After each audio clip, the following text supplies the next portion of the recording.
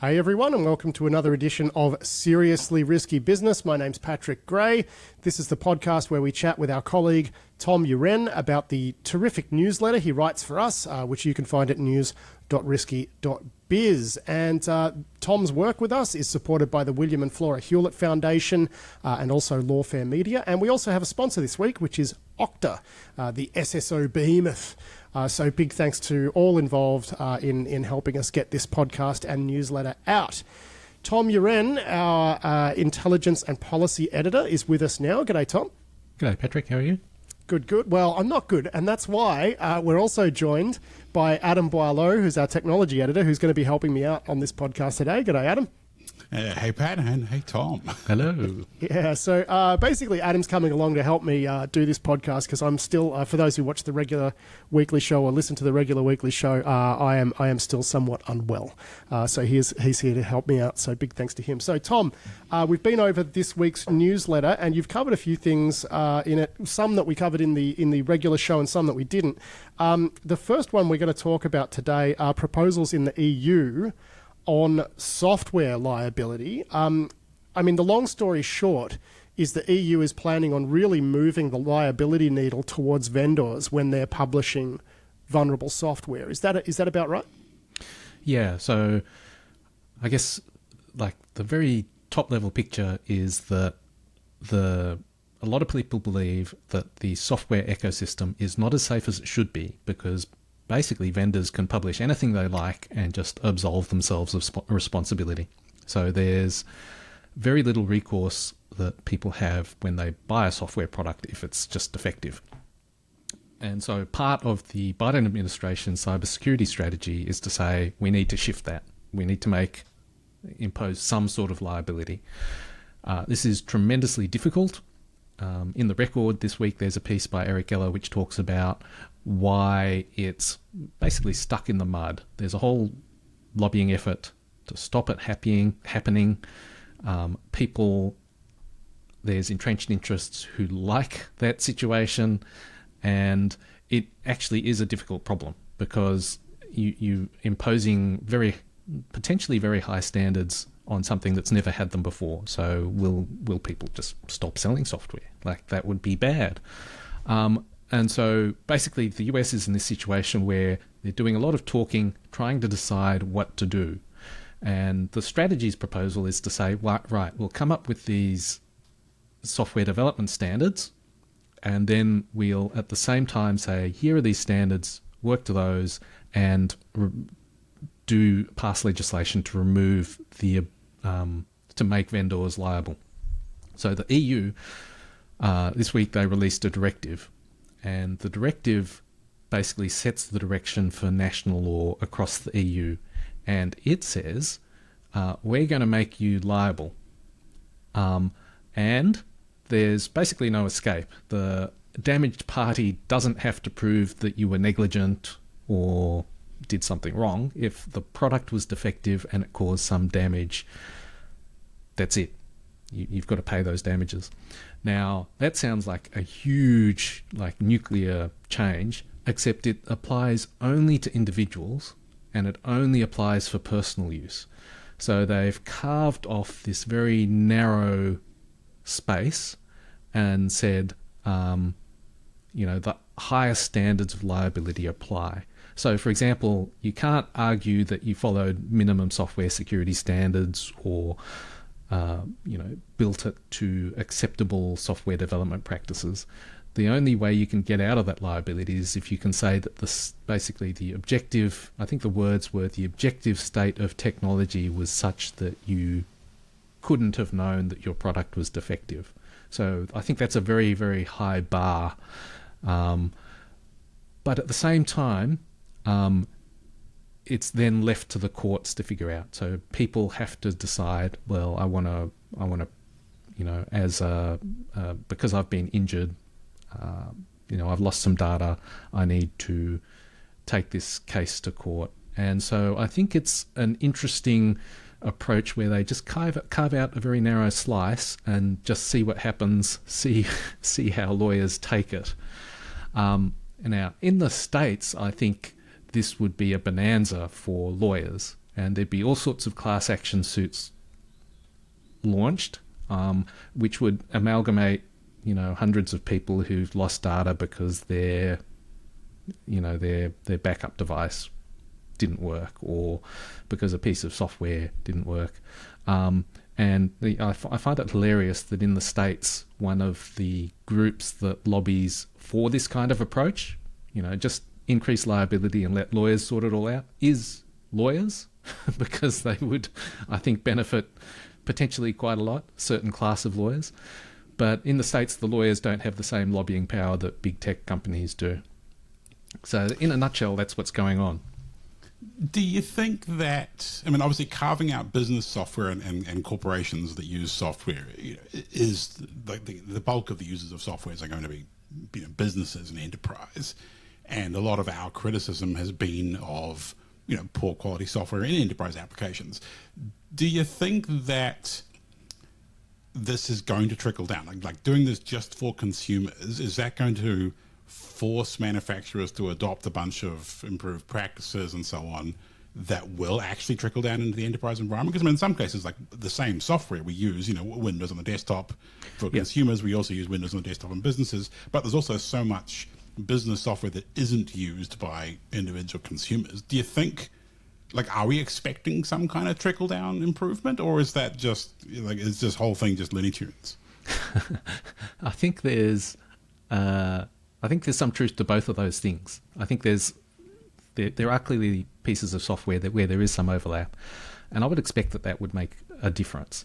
Now, like I said, the professional use part, or maybe I didn't say, the professional use part is explicitly not included. So you can't be using it for your work and then claim damages based on that.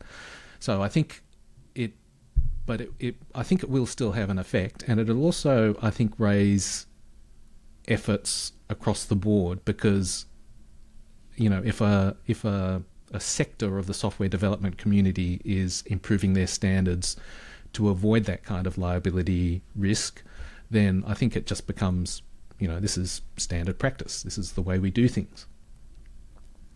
Yeah, it's interesting what you say, Adam, there, because when you said, well, most software is business software, most software users are not using it for business, but there's a higher concentration, right? So you've got things like your Facebook app, your Snapchats, your WhatsApps, your iOS, your Android, and whatever. So I found that interesting that you pointed out that probably the number of business software packages is higher, really, than the number of consumer software packages. So, maybe that's part of the rationale here, is that it's a smaller code base to secure across the consumer sector. Do you think that might have played into this at all, Tom?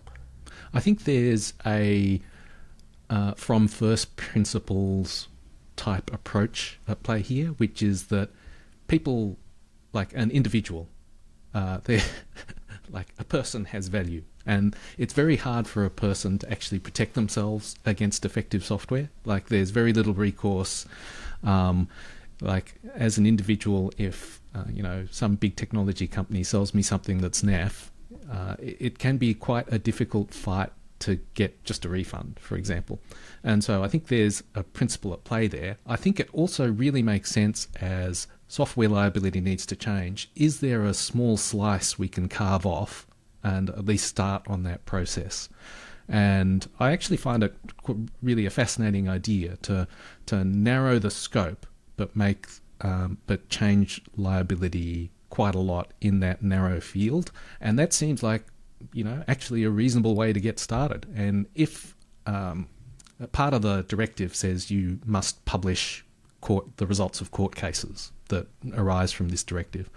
And so after, 2, 3, 4, 5 years, we'll actually have a body of case law that you'll be able to look at and try and figure out, did this make actually any difference? Now, another thing that you've spoken about in this week's newsletter is something we covered on the show yesterday, which is this a comms app, a messaging app that was based in Australia called Session. And it's based on the Signal project. I think it's like a fork of Signal, but they run it on some sort of decentralized blockchain messaging thing. It's like metadata resistant, it's onion routed, all of that, right? So it's obviously going to be a headache for law enforcement at some point. And, you know, one of the staff members of this project received a visit from the Australian Federal Police, and they've decided since to move the whole project to Switzerland, which I think you and I arrived at the same conclusion there, which I don't think really helps them as much as they think, because, you know, Pavel Durov, for example, was arrested in France. Telegram is not based in France. So, you know, the idea that they could just move some papers around and get sort of legal shielding there, I think, you know, you and I both agree is a bit silly. And funnily enough, since we spoke about that on the show, I heard from an old friend who was listening to the show, and they said, look, you know, friends of mine buy weed pretty regularly, and all of their dealers are using Session, so it's absolutely something that's being used for criminal purposes, which I thought was pretty funny. But, you know, I wanted to get your thoughts more broadly on the idea of a metadata-resistant messaging platform that is open source. So it's not like a crime phone network where you can charge people for enabling crime and whatever and profiting from crime. I mean, maybe you can, but it's going to be more tricky. This is something that we've been expecting to see for a long time. This thing seems to be gaining traction, becoming extremely popular. I have a feeling this round of coverage is going to make it even more popular. You know, where do you think this is all going to go? Where do you think this is all going to wind up? Because I think this is the start of something really interesting. Yeah. The very short answer, I don't know. I think the longer answer is that one of the reasons that they decided to move to Switzerland is that Australia has a law that if you're... Is it a law or a regulation from the eSafety office that if you're a messaging app, you have to collect a phone number or an email address, some sort of identifier. That actually seems to me to be a pretty reasonable compromise for those sorts of apps. So Signal, you can now use a username, but I think you still have to sign up with a phone number. But they have talked about... You do. You actually still need a phone number. And yeah, it's interesting. There's going to be, I don't know, there's probably some ways to pin a username to a number and whatever, even though Signal never give up that sort of information. But it's, it's not like you can just register for a Signal account with no other identifier, right? Which seems a bit of a compromise. Yeah, so they have talked in the past about moving to a phone numberless free account creation. And I think for those kinds of apps, having to give up a phone number is at least a bit of a deterrent from the worst types of people who would abuse it. Whereas Session, it's just a random string, I think hexadecimal or something like that. And so that, I guess from some perspectives, that might be quite freeing and not in a good way. But I also think that for most countries, there's a bar, right? And they're mostly reluctant to do very heavy-handed things against these kinds of apps until that threshold is crossed. And I think for Telegram, the unique properties of Telegram, very large groups. I mean, I wrote about a couple of weeks ago how it's basically the messaging fabric for organized crime and huge criminal marketplaces. That's very, very clearly risen above that threshold where states want to take serious action. And if serious action means arresting the CEO, well, so be it. But isn't that naturally where a messaging platform like Session is going to wind up? Right? Like if it's completely, you know, sort of anonymized like that, it's metadata free, it supports group chats. Surely this is where it's going to go. Like, it just surprises me that these people don't see this unfolding. So one of the unique things about Telegram is you can get very, very large groups. And I think that makes it worse. How do you weigh up? I tried to look for how big groups can get in Session, and I was not able to find that. And for most, you know, WhatsApp, Signal, the group sizes are relatively small compared to Telegram, like hundreds, maybe 1,000, I think, for one of them. I think that makes a difference in just how bad it is.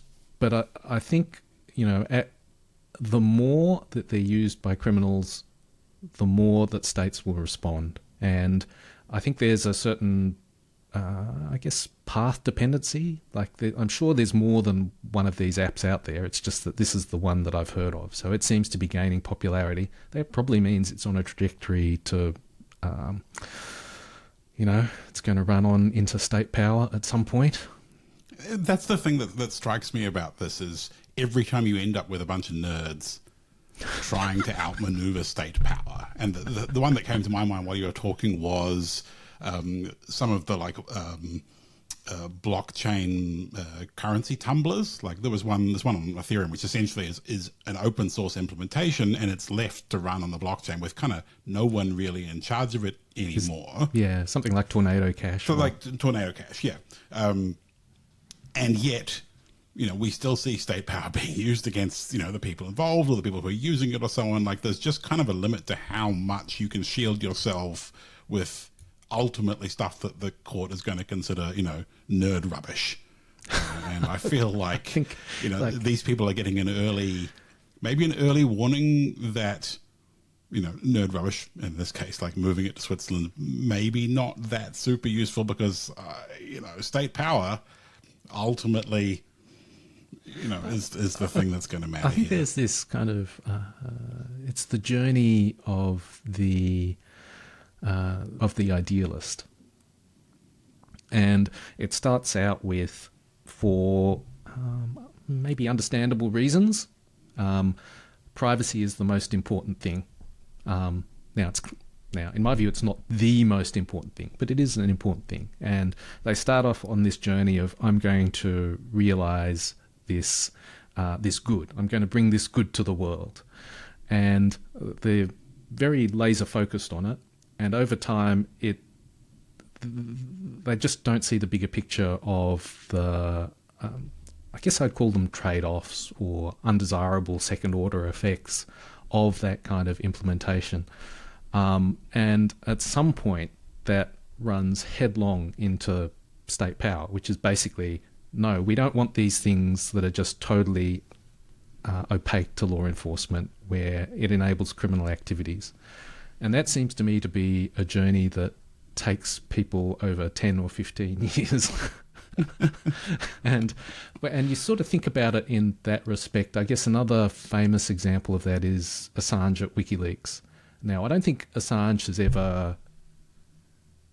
He still believes what he believed at the beginning, although it's hard to know what he believes, to be honest. And so I don't know that there's ever a redemption arc for these people. It's just a head-on collision.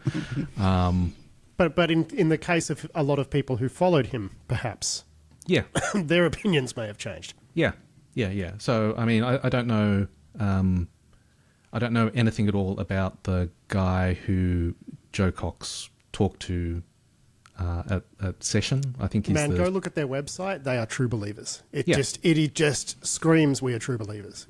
Which is why when Adam yesterday was saying, crime phone types and whatever, I'm like, shut up. I don't want to get us sued for defamation. These people seem like actually genuine true believers who are not putting this out there for CSAM distribution and heroin trafficking. Like they really are big privacy believers. Yeah, and I could never do that because like I just see that the trade-offs are so apparent. Like those kinds of apps attract those kind of people. Yeah. And I think I wouldn't have anything to do with it. I think the three of us here see that. Some of our listeners not so much judging by the messages I get when we talk about this stuff. But look, we're going to wrap it up there. And if people are wondering, why did I bring Adam here for this? So he could ask those questions, because I've spent much of this interview with my mic on mute, coughing in the background. So I'm going to go rest up and try to get better. But Tom, thank you so much for joining me and Adam to talk through your work this week. And Adam, thanks a lot for being a co-host of this podcast. People can check out everything that we discussed today, plus more, at news.risky.biz. Go subscribe to the newsletters that are by Catalan and Tom.